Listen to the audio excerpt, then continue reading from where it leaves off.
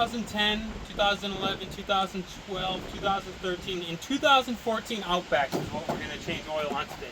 This is a 2014, but it's the same for 2010 to 2014. It's the same generation. First step, pop the hood. Hood pop. Next step, this is where our oil goes. This is our oil filter. Dipstick is over here. It says engine oil on it. Right on there, engine oil. We're going to start by popping off.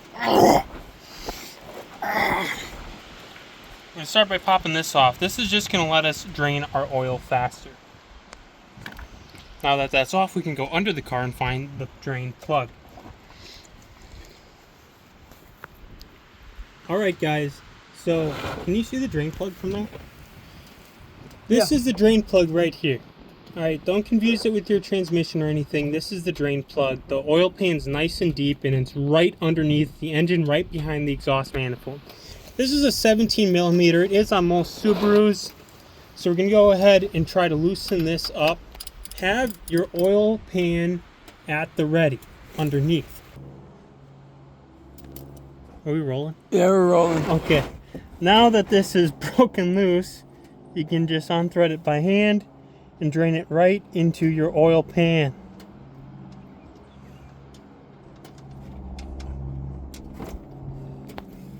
There we go. Ooh, that smells really burnt. Probably can't smell it through the screen, but this needed to be changed a while ago. Whoever's car this is, they're not taking good care of it. We're gonna let this drain for a while. Next, we're replacing the oil filter. The replacement we're going with is the M1 108A. This is a direct fit for your Subaru Outback. We're going to find the old one, and our hand's going to be covered with oil, so it's going to be impossible to get off. But we're going to need a rag.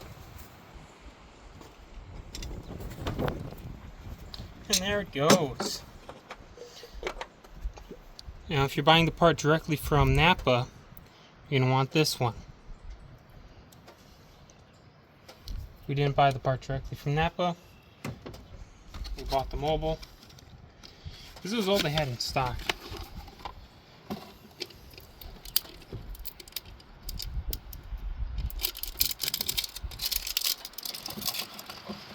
Now, it's not a bad idea to take a little oil, get it on your O-ring. There's plenty of oil down in here. So if we just screw it down, screw it up, screw it down, screw it up, it's going to coat that O-ring nice and it's going to seat properly.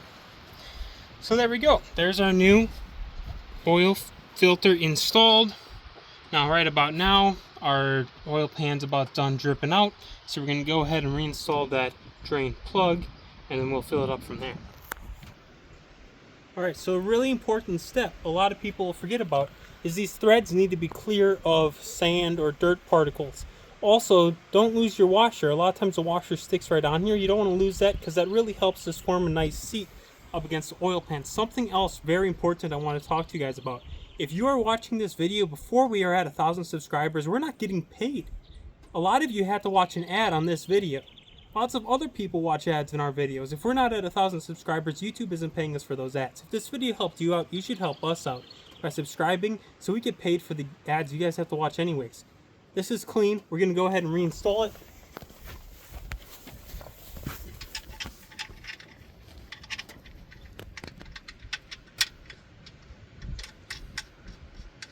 Start it by hand and then crank it down with the wrench. You do not need to crank it down as tight as you possibly can. You just need to crank it down tight.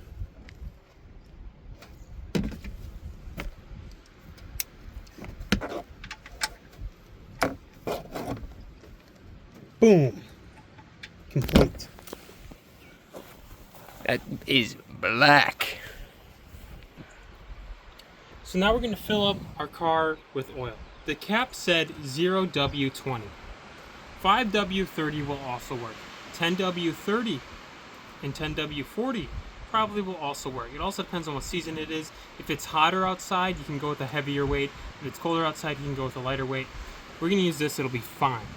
This is arguably the most important step. I highly recommend not forgetting to fill your car up with oil.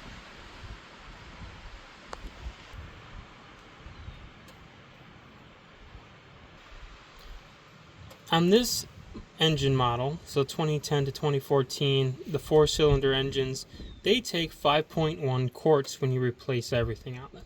So what we're doing is we're going to add this whole bucket. This is a 5-quart bucket, and we'll throw a little splash in there from an open one too, and we'll check the dipstick to see where we're at. So we're reinstalling the cap. This is really important. If you don't, you get oil everywhere in your engine bay. We're going to check the dipstick, and we are right above the full dot, which is a good place to be. So we're right there. We did good. Always check your dipstick afterwards. You might have to let a little bit out. You might have to add a little bit more. Now we're complete. Thank you all for watching. Again, if this video helped, we'd appreciate if you consider subscribing. Goodbye.